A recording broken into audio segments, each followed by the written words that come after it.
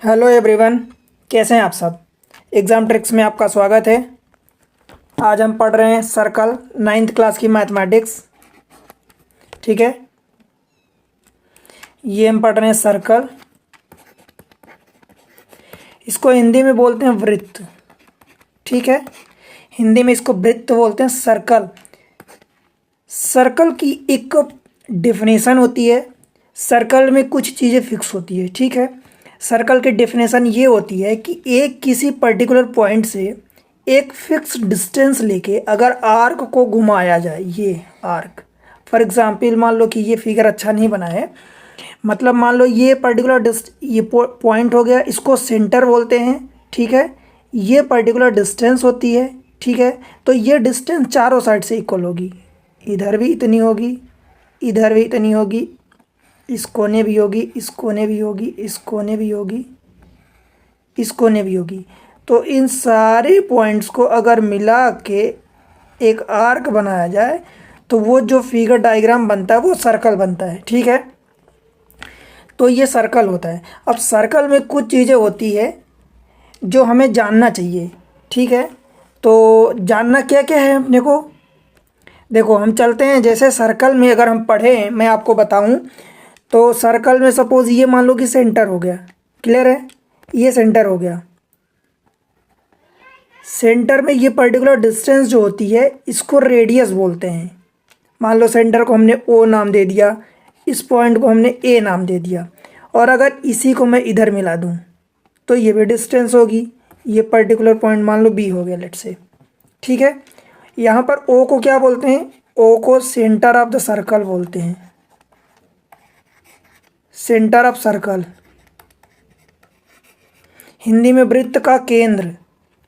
ठीक है, ये जो ए बी अथवा बी ए है, इस बी ए को मतलब आप समझो कि इस पर्टिकुलर पॉइंट से अगर हम ले रहे हैं, ये इसको सेंटर मान रहे हैं, तो सेंटर से इधर इधर भी आर होगी डिस्टेंस। ये जो होगी डिस्टेंस इसको रेडियस बोलते हैं।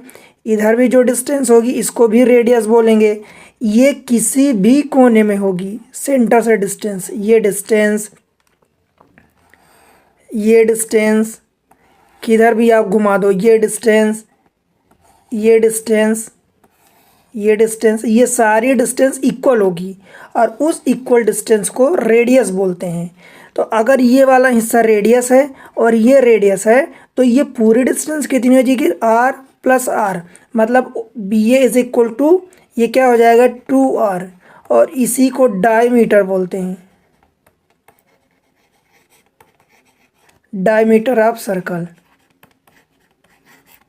ठीक है, बताओ कोई दिक्कत? डायमीटर। और आपको बता दूं कि ऐसे और भी ये जो है, ये जो ऊपर खींचते हैं ये कोड होता है। डायमीटर भी एक तरह का कोड होता है। ठीक है, डायमीटर भी एक तरह का कोड होता है। मतलब अगर मैं नाम दूं सपोज इसको सी डी, तो सी डी को क्या बोलेंगे? कोड बोलेंगे। CHORD, code. ठीक है, अब ये क्या होता है? कोड। कोड देखो, यहाँ भी हो सकता है, यहाँ भी हो सकता है, और यहाँ भी हो सकता है, और ये डायमीटर ये भी कोड ही है। पर ये कोड जो डायमीटर वाला कोड होता है जो सेंटर से पास होता है वो सर्कल में सबसे बड़ा होता है, बिगेस्ट कोड होता है। ठीक है, सबसे बड़ा कोड, बिगेस्ट कोड। क्लियर है, बिगेस्ट कोड होता है, सबसे बड़ा कोड। ये आपको ध्यान रखना कि जो डायामीटर होता है वो सर्कल का सबसे बड़ा कोड कहलाता है। कोड CD भी है, इधर भी हो सकता है, किसी भी डायरेक्शन में हो सकता है ये कोड। तो CD क्या होता है? इसको हम कोड बोलते हैं। इस फिक्स पॉइंट को सेंटर बोलते हैं। ये रेडियस R जो होती है, या मैं इसको कहूँ OA is equal to OB भी कह सकता हूँ। ये क्या होती है? Radius of the circle. Radius of circle. Clear है इतना? रेडियस जो होती है वो फिक्स होती है, ये फिक्स डिस्टेंस है चारों साइड से। ठीक है, इतना आपको सर्कल में समझना है। ठीक, अब आगे कुछ और चीज़ें होती हैं। जैसे मान लो कि मैं इसका पॉइंट एक सर्कल मान लिया। ठीक है, मान लो ये मैंने डिस्टेंस यहाँ से ज्वाइन कर दिया और इसको भी ज्वाइन कर दिया। ठीक है, सपोज़ ये पॉइंट O था ये पॉइंट ए है, ये पॉइंट बी है, ठीक है। अब देखो ये क्या है, ये वाली डिस्टेंस, ये जो ये इधर से घूम के जा रही है, ये डिस्टेंस, ये आउटर लेंथ इतनी, ये भी तो एक डिस्टेंस है, ये भी एक डिस्टेंस है, ये आउटर वाली ये, ठीक। ये मतलब मैं अगर इधर P लिखूं, इधर Q लिखूं, तो AQB ये एक डिस्टेंस है, APB ये आउटर की ये भी लेंथ है, एक डिस्टेंस लेंथ ही होती है, ठीक है। और ये अंदर वाला हिस्सा जो है ये भी है। देखो तो ये क्या होता है, आर्क होता है, ये आउटर लेंथ जो होती है इसको आर्क बोलते हैं। तो ये छोटा है, ऊपर वाला हिस्सा है, देखो AQB छोटा है तो इसको क्या बोलेंगे, माइनर आर्क, ठीक है। और ये इधर वाला बड़ा APB, इस हिस्से को बात करूँ तो ये बड़ा है, इसलिए इसको हम क्या बोलते हैं, मेजर आर्क, ठीक है। क्लियर है, इसको मेजर आर्क बोलते हैं। दूसरी चीज़ ये कि ये जो अंदर होता है, ये इतना टुकड़ा सेगमेंट हो गया, तो ये अंदर वाला छोटा है इसलिए इसको माइनर सेगमेंट बोलते हैं, माइनर सेगमेंट, ठीक है। और ये इस पार वाला मतलब OA, ये इधर वाला, इस लाइन से इधर वाला, ये मेजर बड़ा है इसलिए इसको मेजर सेगमेंट बोलते हैं, मेजर सेगमेंट। बताओ यहाँ तक कोई दिक्कत नहीं है। देखो मैं आपको क्या समझा रहा हूँ, फिर से लिखता हूँ। मान लो ये इसका सर्कल का सेंटर हो गया, ठीक है, ये सेंटर हो गया, हमने एक ये ज्वाइन कर दिया और एक ये ज्वाइन कर दिया। मान लो ये सेंटर O है, ये A है, ये B है, इधर कोई पॉइंट P दे दिया, इधर कोई पॉइंट Q दे दिया। अब मैं आपको क्या समझा रहा हूँ, ये वाला क्या होता है, आर्क होता है, तो ये ऊपर क्या हो गया, ये माइनर आर्क हो गया। माइनर आर्क क्या होगा, APB, ठीक है। और ये नीचे वाला हिस्सा ये मेजर है इसलिए हम इसको मेजर आर्क बोलते हैं, मेजर आर्क, ठीक। ये सेगमेंट होता है, अंदर जो टुकड़ा है, इतना टुकड़ा, आप ऐसा समझ लो कि केक जो होती है, केक गोल होती है या पिज़्ज़ा होता है, तो पिज़्ज़ा का जब सेंटर से एक टुकड़ा काट के निकाला जाता है तो जो छोटा टुकड़ा होता है उसको माइनर सेगमेंट बोलते हैं, और जो बाकी बचा हुआ टुकड़ा होता है उसको क्या बोलते हैं, मेजर सेगमेंट बोलते हैं, ठीक है। ऐसे ही तो अंदर ये माइनर है, छोटा सा टुकड़ा, आप मान लो कि पिज़्ज़ा से ये काट के निकालिए तो ये क्या हो गया, माइनर सेगमेंट हो गया। माइनर मतलब छोटा वाला, और जो बचा हुआ हिस्सा है बड़ा वाला वो मेजर सेगमेंट हो गया, ठीक है। इतनी सी बात। ऐसे ही माइनर ऊपर वाला जो होता है माइनर आर्क होता है, और नीचे ये जो पूरा मतलब अगर मैं बात करूँ तो AQB ये क्या होता है, मेजर आर्क होता है। क्लियर है इतना, ठीक है। ये चीज़ें होती है। फिर इसी तरीके से आपको कुछ और देखने को मिलेगा। अब अगर मान लो कि मैं इस लाइन को इसको ड्रा कर दूं, अगर ज्वाइन कर दूं A और B को, ठीक है, तो AB क्या होगा, यहाँ पर AB एक कोड ही होगा। कोड होगा कि नहीं होगा, अभी मैं आपको बताया था। अगर मैं इसी को ये इधर से ज्वाइन करूं, मान लो इसको मैं दे दिया R दे दिया और इसको मैं दे दिया S, तो आप मुझे ये बताओ कि O से डिस्टेंस R तक की क्या होगी, रेडियस होगी ना। O से S की भी डिस्टेंस रेडियस होगी। तो अगर मैं पूरा बात करूं कि R से लेके S तक, तो RS क्या होगा, ये भी कोड होगा, बट क्योंकि ये सबसे बड़ा है, सेंटर से पास हो रहा है, ठीक है, तो ये क्या हो जाएगा, डायामीटर हो जाएगा। और डायामीटर हमेशा 2R के बराबर होता है। R मतलब रेडियस, तो मान लो ये भी रेडियस है और ये भी रेडियस है, मतलब इतनी डिस्टेंस रेडियस है और ये भी रेडियस है, तो R + R मतलब 2R, ये डायमीटर हो जाता है RS, ठीक है। क्लियर, इतनी चीज़ आपको क्लियर है, बताओ। फिर आगे बढ़ते हैं। देखो ये क्या है कि कुछ इसमें थ्योरम है, कोड एंड दियर प्रॉपर्टी, मतलब मैं अगर इसको सिंपली समझाऊँ आपको तो कोड एंड दियर प्रॉपर्टी होती है, ठीक है। तो उसी में हम पढ़ रहे हैं कि जैसे मान लो कि इक्वल कोड ऑफ अ सर्कल, पहली प्रॉपर्टी ये है इक्वल कोड of a circle. For example देखो, इक्वल कोड of a circle subtended equal angle at the centre. मतलब मान लो कि मैं इसमें कोड दे दूँ, ये सेंटर है, ठीक है, एक कोड हमने ये दे दिया, दूसरा कोड मैं इसको मिला के सपोज ये दे दूँ। अब ये अगर ए बी पी क्यू, अभी पी क्यू बड़ा दिख रहा है आपको, बट आप समझो कि अगर मान लो इक्वल लेंथ है, ये मान लो ये इक्वल लेंथ है, मान लो ये आर एस हो गया। ऐसे ही यहाँ पर A B C D E F, आप चाहे जितने कोड बना लो, अगर उनकी लेंथ इक्वल है, मतलब मान लो अगर कि आपने कह दिया कि अगर मैं दो कोड की बात करूँ ए बी और सी डी की, अगर ए बी और सी डी इक्वल है तो ये एंगल उनके द्वारा जो एंगल करस्पॉन्डिंग सेंटर पर बनेगा तो ये थीटा होगा, तो ये भी थीटा होगा। ऐसे ही अगर ई एफ भी इसके इक्वल है, ई एफ भी इक्वल है, तो उसके सेंटर पर जो एंगल सबटेंड होगा वो भी इक्वल होगा। ठीक, मतलब कौन कौन से, अगर A B is equal to C D है तो इनके द्वारा जो सेंटर पर एंगल बनेगा, इनके द्वारा जो सेंटर पर एंगल बनेगा, ओ को मिलाओगे ए से, ओ को मिलाओगे बी से, तो ये जो एंगल ये वाला होगा। ऐसे ही ओ को मिलाओगे सी से, ओ को मिलाओगे डी से, तो ये वाला जो एंगल बनेगा। ठीक, ये ऐसे ही ओ को ई और एफ से मिलाओगे तो ये एंगल जो बनेगा इतना सा, ये एंगल इक्वल होगा। ठीक है, इतनी बात क्लियर है। ठीक है, सेम चीज़ इधर भी ऐसे ही होता है। अगर ये इनको मिलाओगे, सपोज आप सेंटर से मिला दिए इसको, ये ऐसे वही चीज़ है, ये इसको मिला दिए, ये लाइन सीधी नहीं जा रही, तो लेट्स से कि ये आप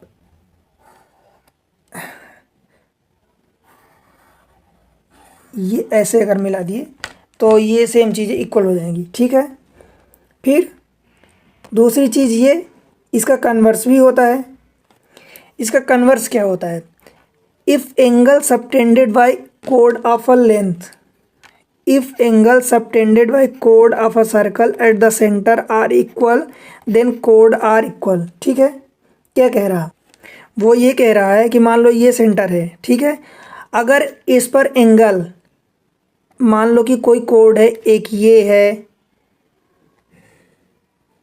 मान लो ये वाला कोड है, वो लेंथ बराबर नहीं बनी, मान लो एक ये कोड है उसी लेंथ का, एक ये कोड है लेट से उसी कोड का। ठीक है, और अगर ये कोड इक्वल है, मान लो इस कोड की बात नहीं कर रहा हूँ, आप इनको सेंटर से ज्वाइन जब करेंगे, लेट से अगर इनको सेंटर से आप ज्वाइन करते हैं, सपोज इसको ये ज्वाइन कर दिया, इसको ये ज्वाइन कर दिया, आपने इसको ये ज्वाइन कर दिया, ठीक है, इसको ये ज्वाइन कर दिया, इसको आपने ये ज्वाइन कर दिया, आपने इसको ये ज्वाइन कर दिया। अगर ये मान लो एंगल पर ये सेंटर सपोज ओ है, ये वाला पॉइंट ओ है, ये हो गया A B C D E F, आप चाहे ऐसे जितने कोड बना लो, अगर ये इक्वल है, यहाँ पर एंगल ये इक्वल है और ये इक्वल है, इसका मतलब ये हुआ कि ये ई एफ और ए भी इक्वल होंगे, और अगर ये कोण भी इक्वल हो गया सपोज थीटा, तो ये भी इक्वल हो जाएगा। मतलब अगर आप कह सकते हैं कि if angle A O B, आप जानते हैं कि जो एंगल हम लेते हैं उस पॉइंट को, ओ को हम बीच में रखते हैं। ठीक है, अगर A O B is equal to, मान लो कि सी ओ डी हो गया, एंगल सी ओ डी अगर ये हो गया, देन हम कह सकते हैं कि ये A B is equal to क्या हो जाएगा, सी डी हो जाएगा। ठीक है, और इसके पहले वाली थ्योरम में अपन ने क्या पढ़ा था, इसके पहले वाली थ्योरम में पढ़ा था कि if A B is equal to C D है, देन क्या कह सकते हैं कि angle A O B is equal to angle C O D. मतलब कहने का ये मतलब हुआ कि अगर आपका कोड इक्वल है तो करस्पॉन्डिंग उनके जो सेंटर पर एंगल बनेगा, सबटेंड होगा, वो इक्वल होगा, और अगर सेंटर पर एंगल इक्वल सबटेंड है तो कोड इक्वल होगा, वाइस वर्सा। मतलब अगर आप कह सकते हैं कि if A B is equal to C D, तो इसको ये और ये कन्वर्स दोनों, मतलब वाइस वर्सा, आप इधर से जाएंगे तो इधर भी, इधर से जाएंगे तो इधर भी, angle A O B is equal to angle C O D, ये है, ये आप कह सकते हैं।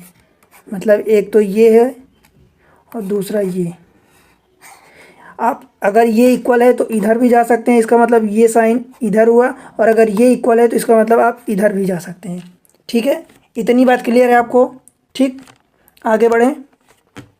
देखो फिर दूसरी चीज़ ये है कि देखो अगली थ्योरम ये कहती है the perpendicular from the centre of a circle to a code bisect the code. क्या मतलब हुआ इसका?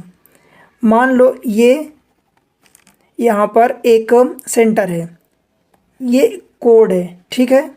कोड पर अगर परपेंडिकुलर डाला जाए, मान लो ये परपेंडिकुलर हो गया।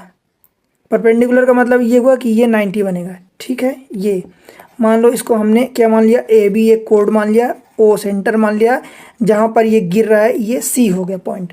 ओ सी परपेंडिकुलर, यहाँ पर क्या बोला है, the perpendicular from the centre, मतलब ये ओ C perpendicular to A B है, of a circle to a code bisect the code, मतलब ये जो कोड है, कोड कौन सा है, कोड आपको बताया था कि ए बी कोड होगा, तो ए बी कोड को बाइसेक्ट करेगा। बाइसेक्ट का मतलब कि ये वाला हिस्सा ए सी और is equal to C B होगा, इसका मतलब A C is equal to C B होगा। ये होता है कब, जब ये सेंटर से किसी पर्टिकुलर कोड पर परपेंडिकुलर बाइसेक्टर डाला जाए। तो परपेंडिकुलर का मतलब कि ये 90 अगर है, यहाँ पर परपेंडिकुलर आ रहा है, तो ये A C is equal to C B होगा। ठीक है, इतनी बात। इसी का कन्वर्स क्या होता है, इसी का कन्वर्स भी है कि अगर मान लो कि ये सेंटर से मान लो किसी कोड पर अगर जो यहाँ पर परपेंडिकुलर डाली गई है, मान लो ये अगर नहीं, ये अगर लेंथ इक्वल है, मान लो कि ए बी सी, अगर A B is equal to B C है, अगर A B is equal to C B है या बी सी है, ठीक है, तो मतलब इसका ये होगा कि ये ओ सी जो है ये परपेंडिकुलर टू ए बी होगा। मतलब इन दोनों से आपने क्या सीखा कि अगर ओ सी परपेंडिकुलर है ए बी के, ओ सी परपेंडिकुलर है ए बी के, तो ओ सी जो है ए बी को दो इक्वल पार्ट्स में डिवाइड करेगा। और अगर ये कोड जो है यहाँ पर किसी पॉइंट से ये इक्वल है, तो आप कह सकते हैं कि ओ सी डेफिनेटली परपेंडिकुलर होगा। मीन्स आप समझो कि अगर मैं यहाँ से सपोज अगर ये ओ सी लाइन ना डाल के, अगर मैं यहाँ से एक ये वाली लाइन डालता, सपोज मैं ओ सी लाइन ना डाल के यहाँ पर मान लो कि ओ पी लाइन डालता, तो ओ पी लाइन क्या परपेंडिकुलर है? नहीं, ये परपेंडिकुलर 90 डिग्री का एंगल बन रहा का 90 का, नहीं, ये भी नहीं बन रहा। मतलब अगर ओ पी परपेंडिकुलर नहीं है तो क्या ए से आप पी, क्या इस केस में आप ए पी और पी बी को इक्वल कह पाएंगे? नहीं होगा। और अगर ए से पी इक्वल नहीं है तो ये फिर ओ पी भी परपेंडिकुलर नहीं होगा किसके, ए बी की। ये है बात, ठीक, समझ आया? मीन्स अगर ये परपेंडिकुलर है तो ये ए दो इक्वल पार्ट्स में डिवाइड करेगा, और अगर ये इक्वल पार्ट्स हैं तो इसका मतलब ये हुआ कि वो सेंटर से पर्टिकुलर पॉइंट पर परपेंडिकुलर है। इतनी सी बात है, ठीक। फिर देखो अगली थ्योरम क्या कहती है, कोड एंड दियर डिस्टेंस। मतलब ये कि मान लो एक सर्कल है, ये सेंटर है, ठीक है। यहाँ पर हमने देखो इक्वल कोड of a circle are equidistance from the centre, centre से इक्वी डिस्टेंस होगी अगर कोड इक्वल है। मान लो ये सेंटर है, हमने यहाँ पर ले लिया एक कोड, ये ले लिया एक कोड, ये ले लिया, तभी इक्वी डिस्टेंस होंगे। देखो इक्वल कोड मान लो कि ए बी ले लिया, ठीक है, ये ले लिया सी और डी, तो अगर ए बी और सी डी इक्वल हैं तो सेंटर से डिस्टेंस इनकी ये वाली इक्वल होगी। कैसे, देखो मैं बना देता हूँ। देखो मैं ये लाइन बना दिया हूँ, लेट्स से कि this is point P and this is Q. कहने का मतलब ये कि अगर A B is equal to C D है, if A B is equal to C D, तब क्या होगा, इसका मतलब आप ये कह सकते हैं कि ये O P is equal to O Q होगा, then O P is equal to O Q होगा, ठीक है। और इसी का कन्वर्स एक और थ्योरम होगी। देखो code of a equi distance from the centre, suppose आप ये मान लो कि ये आपने सेंटर ले लिया, ठीक, यहाँ से आपने कोड दे दिया, ये कोड है 2। अब कोड का आपको नहीं पता, पर आपको ये पता है कि सपोज ये सेंटर है, ये कोड ए कोई सा भी कोड है ए बी सी डी, अगर इस पॉइंट से यहाँ तक ये डिस्टेंस, देखो इस पॉइंट से कहाँ से मैं लाइन बना देता हूँ, ये इस पॉइंट से यहाँ से अगर ये डिस्टेंस मान लो लेट से कि ये P है, इसको P एंड Q नाम दे देते हैं। अगर OP is equal to OQ है तो आप कह सकते हैं कि ये दोनों कोड जो हैं आपस में इक्वल होंगे। If OP is equal to OQ then आप कह सकते हैं ऐसा कि AB is equal to CD, ये कोड इक्वल होंगे। मीन्स अगर 5 ये 9.5 एंड 9.6 को जोड़ा जाए, दोनों को इकट्ठा करके मैं बात करूं तो हम क्या कह सकते हैं कि अगर दोनों कोड AB is equal to CD है तो आप क्या कह सकते हैं, which implies OP is equal to OQ। और अगर OP is equal to OQ है तो इसको आप कह सकते हैं कि ये AB is equal to CD होगा। अगर ये प्रॉपर्टी, ये कंडीशन हो रही है तो ये चीज़ सही होगी, और अगर ये चीज़ हो रही है तो ये कंडीशन सही होगी। इसका कन्वर्स का मतलब ये होता है। ठीक है, इतना क्लियर है? ठीक है। थ्योरम अगली क्या कहती है, देखो theorem 9.7, the angle subtended bye an arc eight the centre, centre पर जो आर्क के कारण बनता है एंगल, वो centre is double the angle subtended by any point on the remaining part of the circle. मतलब ये हुआ कि मैं आपको सबसे पहले तो फिगर बना देता हूँ। देखो मान लो कि ये सेंटर है, ये रहा centre, this is centre, let say O। ठीक है, अगर ये सेंटर है तो इस सेंटर पर मान लो कि हम एक कोई सा भी लाइन ड्रॉ करें। ये सपोज ये लाइन हो गई, इस पॉइंट से ये लाइन हो गई, और इसी पॉइंट से मान लो कि मैं यहाँ पर कहीं भी ये एक अलग लाइन बनाता हूँ, ये हिस्सा। अब ये क्या कह रहा है कि अगर सपोज ये ए बी, अब कोई सा भी पॉइंट दे दो, ये इसको O दे दो, ये C दे दो, तो यहाँ पर जो भी एंगल बनेगा, मान लो कि थीटा बना, जो भी एंगल यहाँ पर बनेगा, कहाँ पर, सेंटर के अपोजिट। ये जो सेंटर है, ये आपने पॉइंट यहाँ पर लिया R, यहाँ पर 2 पॉइंट्स लिए, इसमें ये सेंटर है, सेंटर के अपोजिट साइड जो भी एंगल यहाँ बन रहा है, इसका डबल एंगल यहाँ पर बनेगा, ये वाला एंगल डबल होगा। अगर ये थीटा है तो ये कितना होगा, 2 थीटा। ठीक है, कैसे, तो आप इसको कैसे लिखेंगे, एंगल AOB ये वाला एंगल होगा is equal to 2 times of 2 into angle ACB। समझ आया? इतनी बात कह रहा है ये कि अब मान लो कि मैं यहाँ पर कोई पॉइंट ले लूँ इस पर, तो आप यहाँ से जो भी पॉइंट, एक लाइन यहाँ मारेंगे, इसी पॉइंट से आप यहाँ मारेंगे। ठीक है, तो यहाँ भी अगर यहाँ 2 थीटा बन रहा है तो यहाँ थीटा आधा बनेगा, इसका यहाँ पर आधा बनेगा, और यहाँ जो भी बन रहा है उसका यहाँ डबल बनेगा। मैं इस पॉइंट पर आप ले लूँ, इस पॉइंट पर, तो आप यहाँ से जो भी आर्क मारेंगे, ये इस लाइन को, मतलब ये इसको B से मिलाएंगे और इसको A से मिलाएंगे, ये ऐसे, तो ये भी एंगल यहाँ जो बनेगा थीटा, तो ये यहाँ डबल थीटा हो जाएगा। ठीक है, ठीक है, क्लियर है? अब दूसरी चीज़ इसकी, फिर एक सर्कल बनाता हूँ। अगली थ्योरम क्या कहती है, देखो लेट से कि मान लो यहाँ एक कोई सर्कल है। ठीक है, अब यहाँ सर्कल में मान लो कि यहाँ पर 2 लाइन सेगमेंट में बना देता हूँ। एक ये सेंटर है। ठीक है, तो यहाँ पर एक ये लाइन सेगमेंट मैंने बना दिया, एक ये बड़ा सा, और एक ये लेट से छोटा सा। ठीक है, यहाँ पर अब अगर आप इस पॉइंट को इससे मिलाओ, इसको इससे या इससे मिला देते हैं, और इस वाले पॉइंट को हम इससे मिलाते हैं, इससे, तो कहने का मतलब ये हुआ कि यहाँ पर जो एंगल बनेगा, ये वाला एंगल, मान लो नाम दे देते हैं इसको ABCD, मतलब ये कि एंगल जो subtend at the end, angle subtended in the same segment. मान लो ये एक सेगमेंट है, ये एक सेगमेंट है, तो यहाँ पर जो भी एंगल बनेगा थीटा, वो इस एंगल के बराबर होगा। ठीक है, आपने क्या किया, देखो यहाँ से angle B A C, angle B A C ये वाला angle is equal to C D A, C D B के हो जाएगा, is equal to angle C D B, ये इक्वल हो जाएगा। ये प्रॉपर्टी होती है। या इसी की आप इधर एक सर्कल बनाओ, तो सपोज इसको देखो, ये दूसरा सर्कल अगर हम बनाएं, मान लो ये बना दिया। अब इसी पर अगर हम मान लो कि यहाँ पर एक बिगर सेगमेंट ले लिए, ठीक है, यहाँ पर फिर से छोटा हम सेगमेंट ले लेते हैं, चलो इधर ले लेते हैं।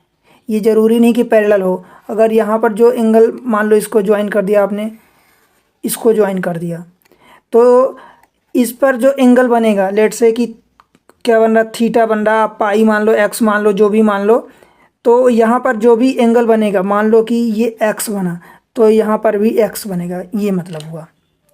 और वैसे भी ये और ये आप देखते हैं कि जब हम ऐसे पढ़ते हैं तो ये ऐसे अगर कोई लाइन बनती है, मतलब ये दो अगर पैरेलल लाइन होती है, तो यहाँ पर जो एंगल बनता है, अगर थीटा बन रहा है तो यहाँ पर भी थीटा बनता है, ये अल्टरनेट एंगल कहलाता है। आप पढ़े हैं, ठीक है। ये तो ये हो गया।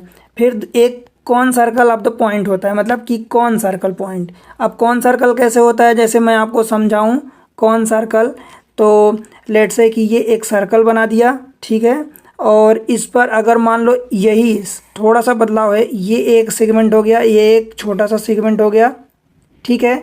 अब आप अगर इसके पॉइंट को मिला रहे हैं, सेम चीज़ कौन सर्कल के लिए भी होता है, अगर इसी पॉइंट को मिला रहे हैं, तो अब होता क्या जनरली कि हम अल्टरनेट में पढ़ते हैं कि ये वाला एंगल और ये एंगल होता है, बट इस सर्कल के केस में यहाँ पर ये होता है कि कौन सर्कल में कि अगर इन पॉइंट्स को मिला रहे हैं तो ये वाला एंगल और ये एंगल इक्वल होता है, ठीक है, ये एंगल और ये एंगल इक्वल होता है, ठीक, ये चीज़ें होती है।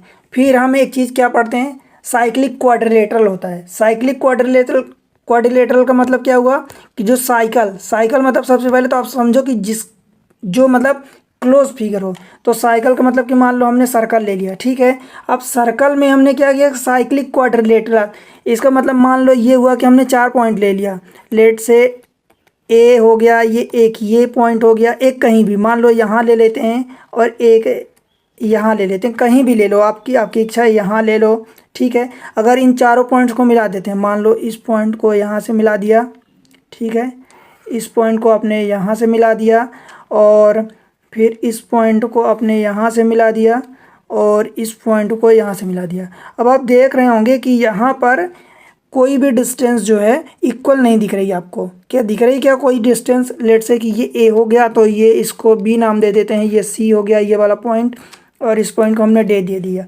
डी। तो यहाँ पर कोई डिस्टेंस आपको दिख रही क्या इक्वल, नहीं दिख रही। तो इसमें होता क्या है, साइक्लिक क्वाड्रिलेटरल में, साइक्लिक क्वाड्रिलेटरल